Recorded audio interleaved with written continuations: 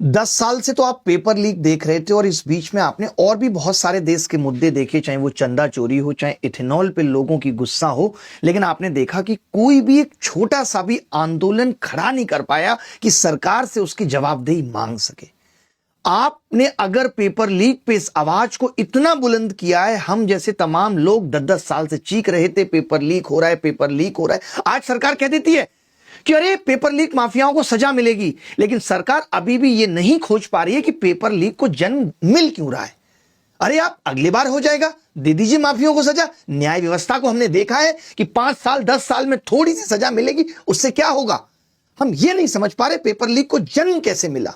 बेरोजगारी बढ़ी तो जन्म मिला, या फिर ये जो सरकार टेंडर कंप्रोमाइज करके ऐसी कंपनियों को पेपर कराने की जिम्मेदारी दे दे रही है, वो भी कि तुम्हें कम पैसे में कराना है, और वो इस चीज की भरपाई करने के लिए पेपर लीक कर रहे हैं, लोगों को सीट्स बेच रहे हैं। ये सरकार को समझना पड़ेगा। सरकार को पता ही नहीं चल रहा कि पेपर लीक हो क्यों रहा है। मेरी आप सबसे विनती है, पहली बार लोगों ने इतना भरोसा दिखाया है, पहली बार ये आवाज इतनी बुलंद हुई है, तो प्लीज इसको बर्बाद मत जाने दीजिएगा। लोग आएंगे, लोग आपको तोड़ने की कोशिश करेंगे, लोग आपके आंदोलन को खत्म करने की कोशिश करेंगे, लेकिन हमें अहिंसा के मार्ग पर चलते हुए सरकार को मजबूर कर देना है शिक्षा व्यवस्था में सुधार के लिए।